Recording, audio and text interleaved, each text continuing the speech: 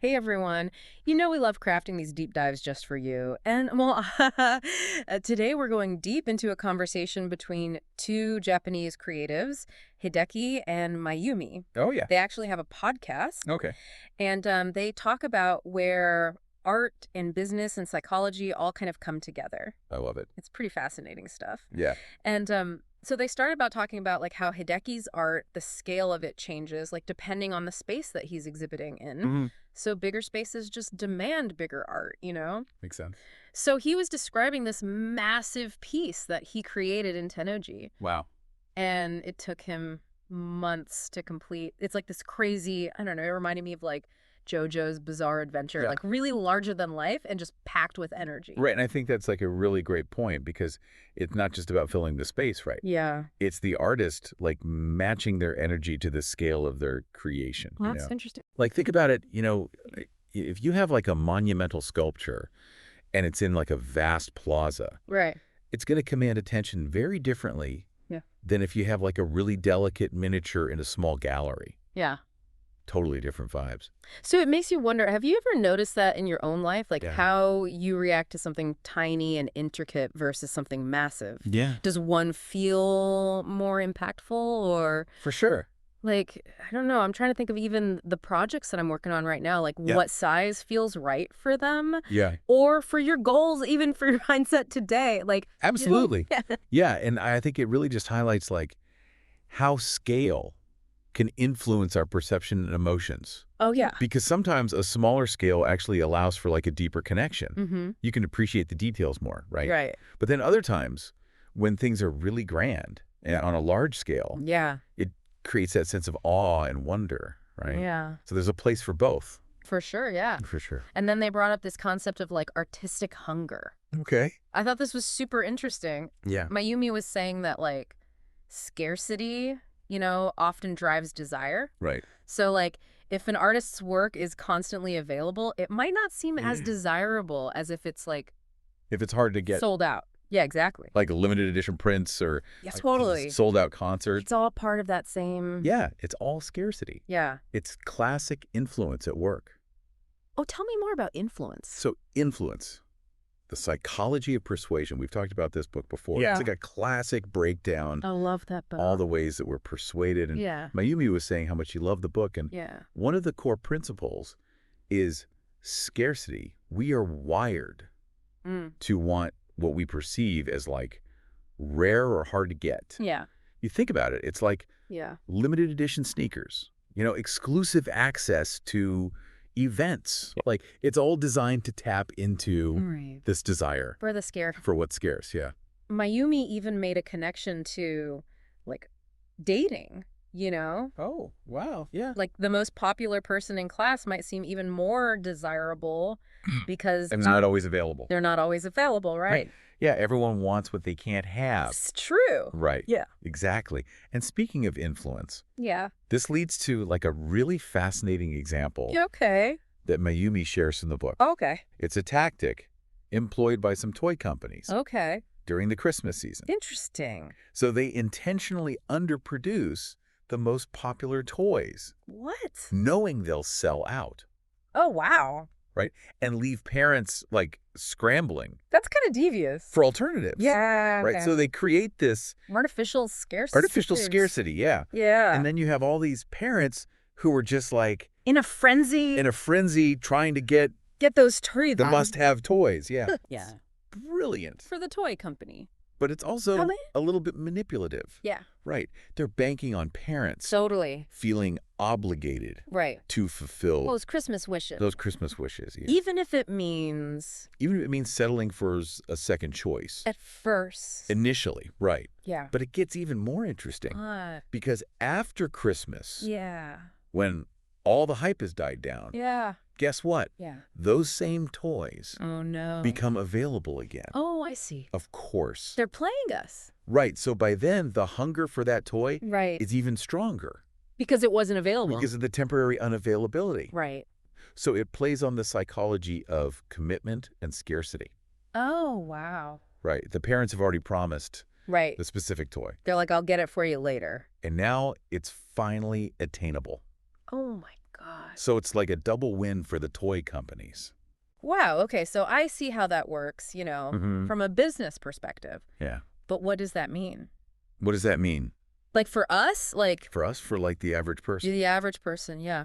I think it really highlights how important it is to just be aware of these tactics. Yeah. To understand like the psychology behind influence. Yeah. So like by recognizing these patterns, you can make more conscious decisions as a consumer. Right. It's about not getting swept up Yeah. in the hype and the frenzy.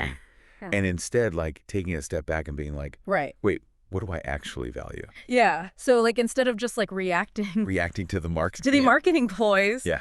we can be more intentional. Intentional with our choices. Choices, yeah. Exactly. So we can ask ourselves, All kinds of questions. like, do I really want this? Right. Or am I just reacting The pressure to the pressure of scarcity? Right. It's about taking back control of our decisions. Yeah. This is also fascinating. It is. It really makes you question like everything. Like everything. Everything you thought you knew. Yeah. Yeah.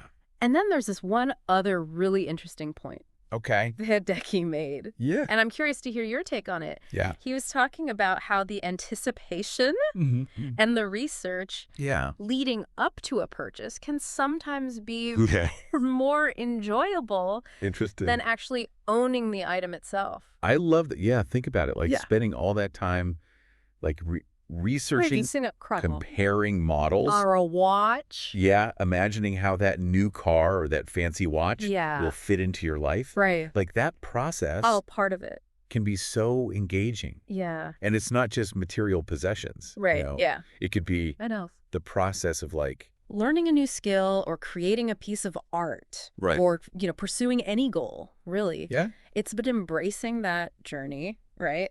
Like the ups and downs, the discoveries along the way. That's where the fun is. That's where the real magic lies, yeah. I love that, Yeah. It's so true. I'm thinking about all the times I've been like chasing after something and then you finally get it. Yeah. And then it's like, okay, man. yeah, exactly. Right, so true. And then you're on to the next thing. What if we could just shift our focus to finding the joy in the journey itself? In the process. What if we just like savor that process of learning and growing? That's a good point. And pursuing our passions. Yeah, I love that perspective. Yeah. It's a good reminder to like appreciate the present moment and find fulfillment in the journey. Yeah. Rather than always like striving for the destination. Striving for the destination, yeah. Love it. Yeah. It's funny because as much as we enjoy like getting new things, acquiring new things, right, there's something to be said for appreciating the experience for leading up to it. Totally. Hideki actually even touched upon this idea that what we perceive as reality is actually a constructed narrative. That's fascinating, isn't it? Isn't that interesting? Yeah. He likened it to like a film where the director is carefully choosing what to show and what to omit to shape our understanding of a story. Like a story. It's kind of like, are we all just starring in our own personally directed it makes you think. Movies? Right. Yeah, for sure. So is he suggesting that like our brains are constantly creating these movies of reality based on the information that we choose to focus on? Exactly. Okay, so I'm trying to wrap my head around this. Like, are we saying that there's no objective reality? Not necessarily. Okay. I mean, the physical world exists. Right. But our perception of it is always filtered through our individual lenses. Okay. Think about that. I need an example. You remember that thing on the internet? What was it? A few years back with the dress. Oh, yeah. Where some people saw it as blue and black and other people saw it as white and gold. Oh my gosh, yes. Like there was a real dress. That was crazy. But people's brains. People were fighting. They processed it. About it. Differently. That's so wild. Yeah. So how does that concept of like constructed reality relate back to like art and business? Well, artists often play with this very idea, right? Okay. They use their work to present a specific perspective. Okay. Or to challenge like our preconceived notions about the world.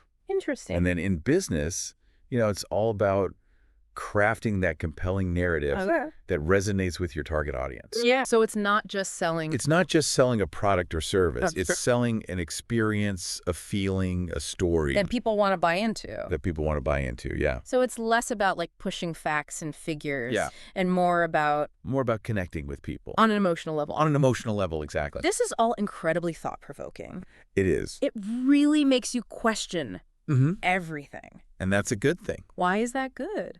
Because questioning challenging assumptions Okay. is crucial for like Right. growth and understanding. Yeah, it gets you out of It helps us break free It's a comfort zone. from rigid thinking and embrace like Yeah. new perspectives. New ways of thinking. Yeah. So bringing this back to our listener, Yeah. what are some key takeaways Takeaways. that they can apply? Okay, so first and foremost, just be aware Of what?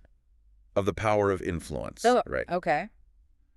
Whether it's marketing, social media, or even just like The opinions of others. the opinions of those around you. Yeah. There are countless forces that are shaping your decisions every day. Right. So just become a conscious consumer Of information. of information, yeah. Like, be aware. Critically evaluate the messages you're receiving. Like, it's like being aware of the director's choices Yes, in that movie of your life. exactly.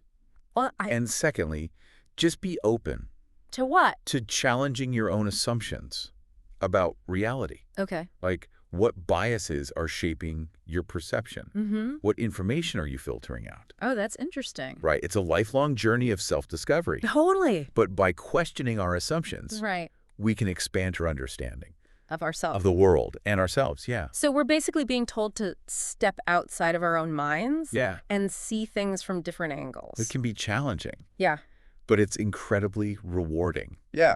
The more we understand. About how our minds work. Yeah. How our minds work. The more we can shape our own realities. Exactly. Yeah. And make like informed decisions That align with our values. that align with our values. Yeah. Okay, so we've explored the impact of scale in art, Hmm. the power of scarcity, Yeah. the psychology Behind influence. behind influence. This mind-bending concept Yeah. of constructed reality. Constructed reality. We've covered a lot of ground We've covered a lot. in this deep dive. We have, and we've only just scratched the surface. I know. There's so much more There's so much more. to unpack from Hideki and Mayumi's conversation. I know. It's such a great conversation. But before we wrap up, Yeah. there's one final thought Okay. I want to leave you with. You know, we've kind of come full circle back to this idea of the joy of the process. Like, remember when Mayumi was talking about how much she loves, like, picking a car Yeah. or a watch and, like, how that whole, like, Yeah, all that buildup. lead up to it. Yeah. Yeah. Savoring the anticipation, the research, Mm. carefully weighing all the options. And it's almost like you Yeah. create such a rich experience in your mind. In your mind. Yeah. Before you even have it. Before you even have the object. I think that's so powerful. Yeah. So here's a little challenge for you as you go about your day. Okay. Just like notice the decisions that you make, Hmm. like big or small, Yeah. and see if you can spot any of those principles we've been talking No, about. good. You know, Yeah. like, are you being swayed Mhm. by Mm. scarcity tactics? Are you falling for it? Yeah. Or like the power of social proof? Oh, yeah. Like all that stuff. That's a good one. And even more importantly, Yeah. can you find the joy in the process itself? Yes. In the learning, in the creating, Mhm. like in the striving toward the goal. That's where the magic is. I think that's where the true magic is. Yeah. It's such a good reminder It is. that the journey is Yeah. just as important as the destination. As the destination. It's all about the journey. We've covered so much in this deep dive. We have. Like the impact of scale in art, Yeah. the power of scarcity. So the psychology of influence, Oh, yeah. constructed reality. Even like constructed reality, like Yeah, we went deep. we went deep. It's been a really fascinating exploration. It has. And I hope it sparked some new insights and perspectives. some new insights and perspectives for you. I think so. Yeah. Absolutely. Well, And thank you. remember, this Ah. is just the beginning. Like, keep questioning. Keep learning. Keep learning and Keep diving deep. keep diving deep into the world around you. Yeah, you never know. You never know what you'll find. What fascinating discoveries. What's out there? Oh, wait. Thanks for joining us on this deep dive. See ya.